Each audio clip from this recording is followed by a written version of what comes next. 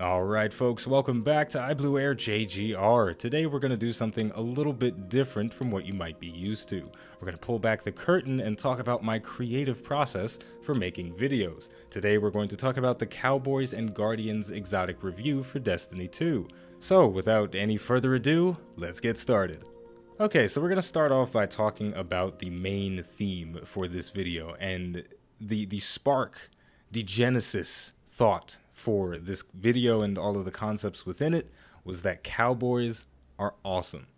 That was the idea that led to all of the different elements that went into the video. Now, I do happen to think that cowboys are kind of cool. I like the hats. I like the boots, the spurs, riding horses. I don't know how to ride a horse, but I think riding horses is cool. And six shooters, revolvers, all of that stuff. I think it's just fun and exciting and cool. I don't know all that much about the history of the American cowboy, but it's just a thing that I like. So that was the basic premise that led to all of the other concepts in the video. And the first thing to discuss is about the first 30-ish seconds of the video. It doesn't start with any information about the exotics that we're actually reviewing. So this was, if you haven't seen the video, you should go watch it because a lot of this stuff will make more sense. But the video is an exotic review of two different weapons in Destiny 2, the Crimson and the Huckleberry. But we start off the video not talking about either of those guns and not showing either of them on screen. So we spent the first 30 seconds of the video setting up the premise that cowboys are cool, and then the rest of the video has to continue conveying that concept throughout via editing, music choices, etc. I mean, the song that was playing, I believe it's called Good World Gone Bad, and it is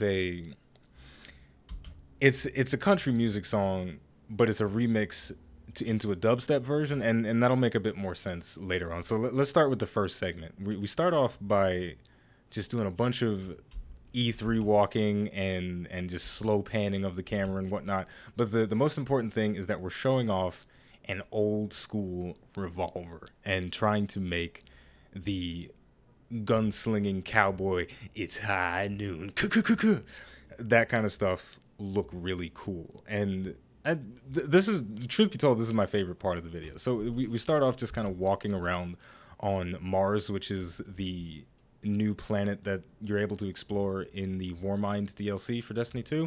But I thought Mars was pretty fitting for the video thematically because it is a desert. It's got that dust bowl kind of environment to it, and it's just pretty beautiful looking.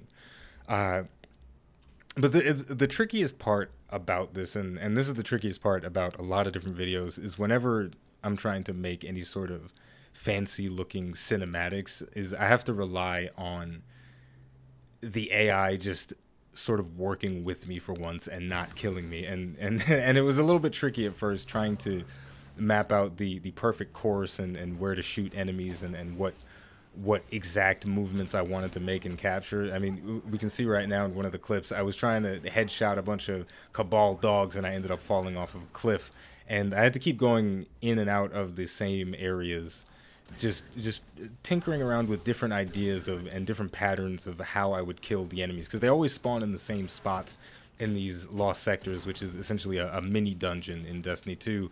And so I go in and I kill a bunch of enemies, kind of get the feel for it, and I obviously mess up a lot, miss a bunch of headshots, and it looks very uncool whenever I do miss, but it does lay the groundwork for what eventually goes into the video. So if we go and look at probably my favorite clip that made it to the final piece, is inside of one of the lost sectors that I mentioned. I'm running next. Wait, hold on. Here we go. Inside one of the lost sectors, I'm running next to an enemy type called a Scion, and he's using his jetpack right next to me. Boom, punch him in the back, shoot his friend in the face, and then go punch his other friend, transition into some Cabal dropships coming in, and doing the E3 walk, making it look real fancy, and then, you know, move on to the rest of the video. So why was this clip, this little section, so enjoyable for me? Well, it's because everything's synced up perfectly. Like I mentioned before, I don't have control over the AI. I can't make them do exactly what I want them to do. All I can do is come up with a general idea of how I want things to flow, and then hope that things work out accordingly. And in this instance, things worked out perfectly, because this shot, when you turn off all of the UI elements in Destiny 2, you can really see just how beautiful the game looks. And running next to the Scion and seeing his jetpack as he's sort of skating across the floor, only to get punched in the back, and then seamlessly transitioning into a headshot. It has that super cowboy kind of hateful eight, or whatever you want to call it, vibe to it, where you're just doing crazy death-defying acts. And I really enjoyed that bit of it. And yeah, I think that pretty much sums it up.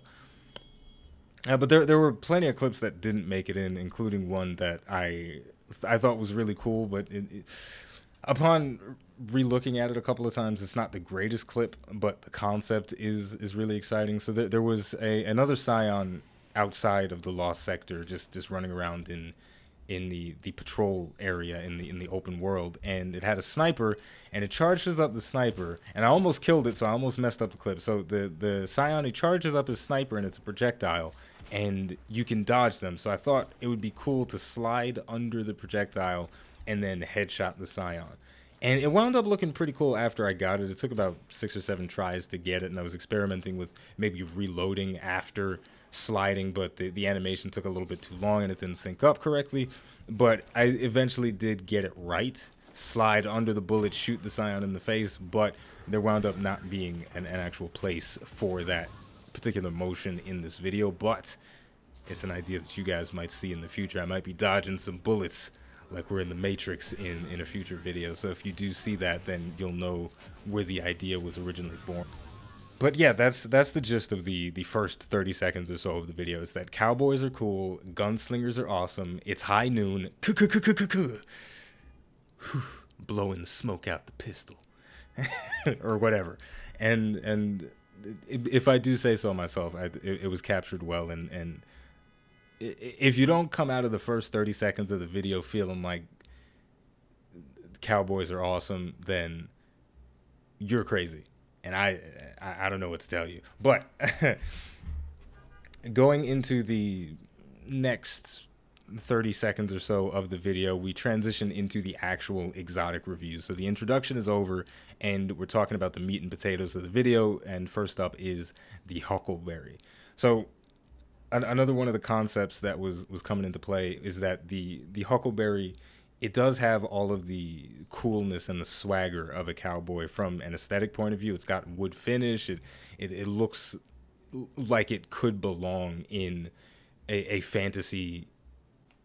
Sorry, I couldn't think of the terms that I wanted to use for this, but the huckleberry has an appearance to it that makes it feel like it could have existed in an alternate reality of the 1850s in the United States around the gold rush time. You know, the shit, there's a new sheriff in town and he's got a huckleberry, you know, that kind of stuff. So I wanted to have a song that had a mixture of real cowboy and real country music, but also a modern twang to it. And thankfully, after doing some searching on epidemicsounds.com, it's a royalty-free site that I get to use because I'm partnered, yay. Because of them, and I did a little bit of browsing, I found a remix to a country song. So the fusion of dubstep and country music, as unlikely as that combination sounds, it wound up making a pretty fitting... I can't speak today. It wound up being pretty fitting for the video. So... This is the hour, the darkest place. Dante's Inferno, the devil's maze.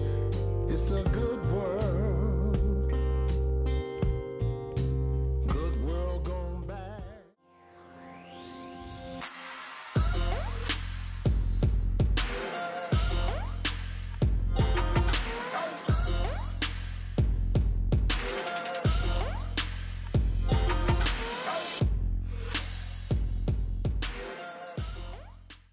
The next 30 seconds is just pretty basic stuff, just going over the weapon, talking about the perks and how the gun works and how it compares to other guns. But the next bit is where we start getting into another cinematic portion, and this was exciting. and it was based on the Predator movies from the 1980s. When did Predator come out? Let me look it up real quick. 1987. Yeah, the Predator movie with Arnold Schwarzenegger and a bunch of other people. This next cinematic bit was inspired pretty heavily by that. There was a scene in the movie where one of the characters spots the Predator as it's going into its cloak, and he takes out his machine gun and he just starts blasting it. He spins up the drum and just sprays and prays like a maniac. And he hits it like one time, but he just sprays out hundreds of thousands of bullets. And it's a very intense scene. Back in 1987 when it first came out, I imagine it was super intense, and it was definitely super intense when I first saw it. It's a little bit comical nowadays, just like all of the action movies from the 80s, but it's still very cool. And the Huckleberry in the game has a lot of those same feelings of just endlessly spraying a silly amount of bullets down range. So I wanted to capture that as best as possible. And thankfully, the music fit pretty perfectly with that feeling. So the next bit is just basically 10 seconds of spraying the gun, not letting up off the trigger, contact, and just you feel that energy of all the bullets coming out. And if you get engrossed in it enough, you can feel your hands vibrating as the bullets are coming out of the gun, or at least I hope.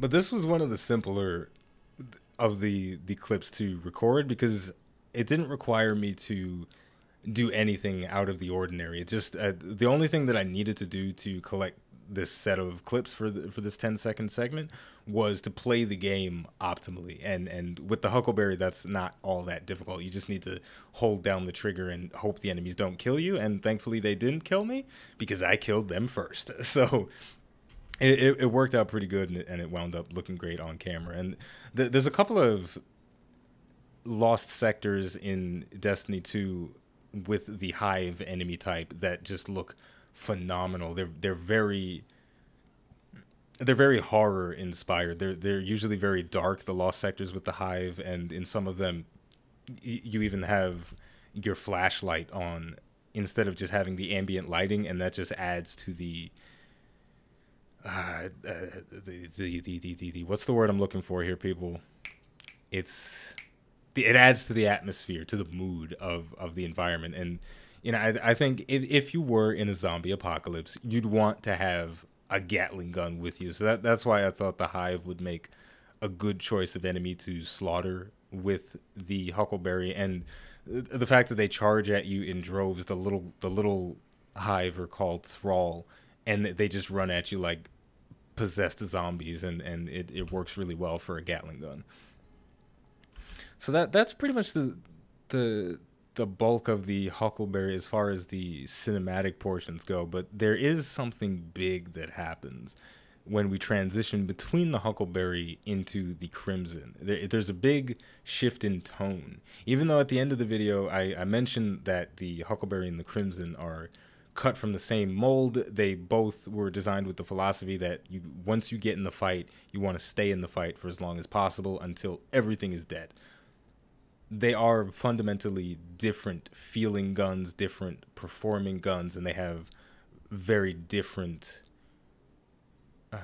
objectives, right? The Huckleberry is all about doing as much damage as possible. The Crimson is a bit more on the defensive side, because when you kill people with the Crimson, it heals you. So there are those differences, but also there are different types of guns. The Huckleberry is a submachine gun. The Crimson is a hand cannon, which has a bit more in common with actual cowboy style weapons like a Colt 45 or just a revolver, just a big ass pistol.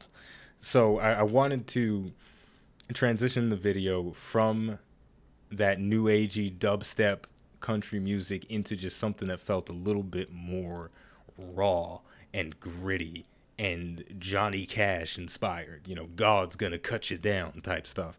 So we transition the song straight from the dubstep stuff straight into the Johnny Cash style music, and we start slaying things with precision. And there's a huge difference between the way the clips look with the guns, just because the Crimson is just aiming for headshots, not spraying unnecessarily. Every shot has its purpose. Every bullet finds its target.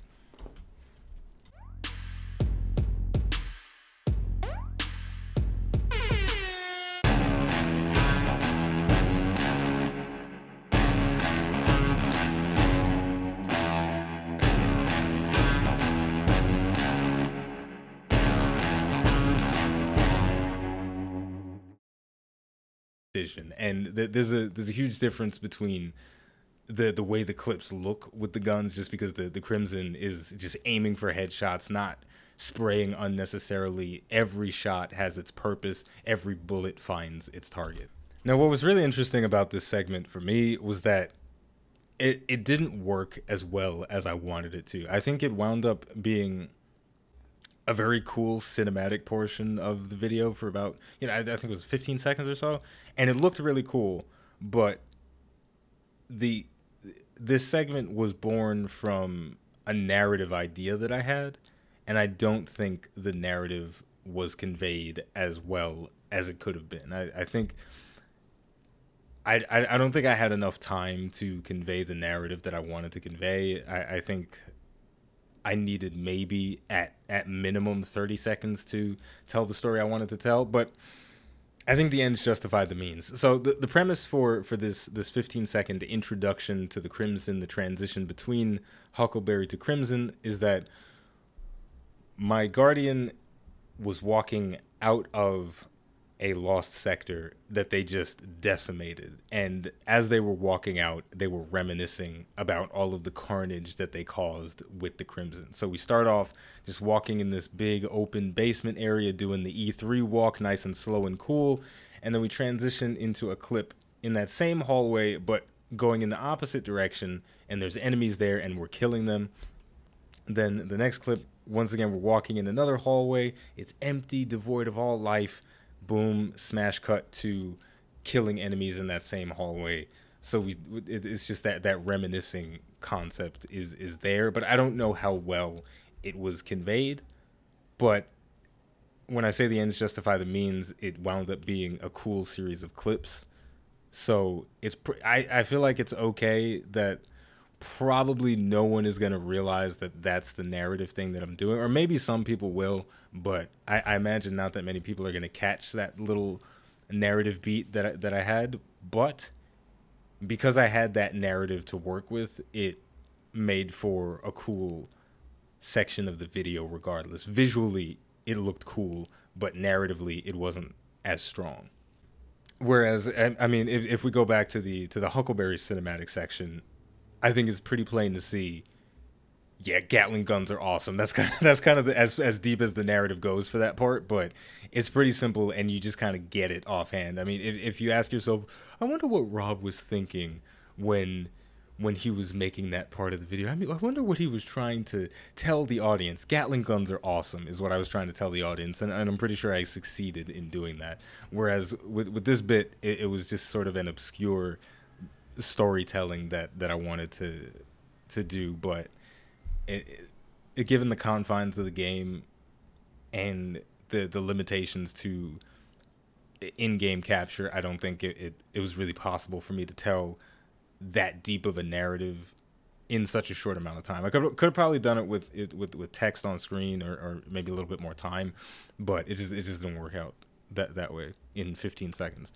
And the rest of the video is pretty much just talking about the Crimson, going over the guns, and then doing the outro, comparing and contrasting the two different guns and the play styles that they facilitate, and how they're similar but different at the same time. And I think that pretty much wraps it up. It was a shorter video. It was only about 5 minutes long, which is fine, but there was a lot of thought packed into every single bit. There were there were 3 different main concepts in it. The Cowboys are cool was the main foundation for the video. Then we have Gatling guns are freaking awesome, and the third and final concept, despite the fact that Gatling guns are really awesome, sometimes you need to be precise, you need to be skilled, and you got to get gritty if you want to succeed. So those were kind of the 3 different philosophies that all came together to make the video. And overall, I'm happy with it. If I had to grade myself on this one, I would give myself probably a 7 out of 10, just because I think it was good, but there are definitely some places where I could improve things. There were some transitions that I didn't like and stuff like that, but I feel like that's a little bit too nitty gritty for me to get into, and it'll probably make the video a bit convoluted. So I'm gonna wrap it up here. I suppose the last thing I'll say is that this was really exciting for me to do. I spend a lot of time coming up with the concepts for these videos, and whenever I play a video game, not just Destiny, any first-person shooter or even an MMO, I like to really deep dive into all of the different weapons and understand them not just from a mechanical point of view, but from a narrative, I guess is the buzzword for today, but from an emotional point of view, right? So what are you supposed to feel when you pick up the Huckleberry and the Crimson and all of the different guns in Destiny 2? Why does the hand cannon that we used in the beginning of the video, called the Old Fashioned, why does it have drop magazine and kill clips? Like, what is it about the perks that are on these guns?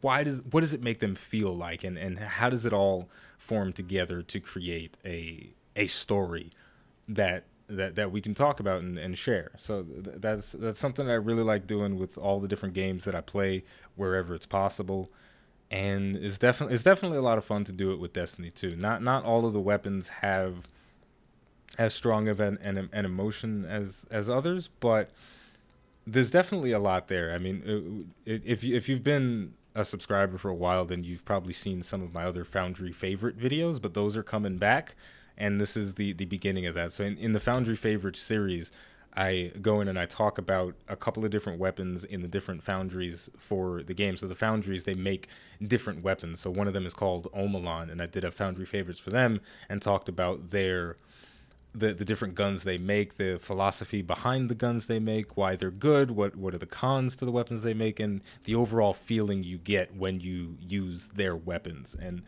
it's a lot of fun. So there's going to be more of those coming. I have a couple of scripts written for them already, so you definitely stay tuned. But I also plan on breaking down the different creative elements that go into them and my thought process behind the different bits and pieces of it, man, because I like doing the stuff a lot. I didn't go to college for nothing, right? That's what I tell myself every day. But anyway, we're gonna for real wrap it up here by saying the name of the game is Destiny 2. The name of the channel is iBluairJgR. If you enjoyed this video, don't forget to like, subscribe, and leave a comment. Let me know if you enjoyed this little video. It's a big video. Let me know if you enjoyed it. If you want to see more of this stuff, then obviously stay tuned. If you don't want to see more of this stuff, then just thumbs it down and never watch it again. Or you could just thumbs it up and never watch it again. No skin off my back either way, but if you do thumbs it down, I'll probably cry a little bit. And yeah, thank you for watching, and I'll see you next time.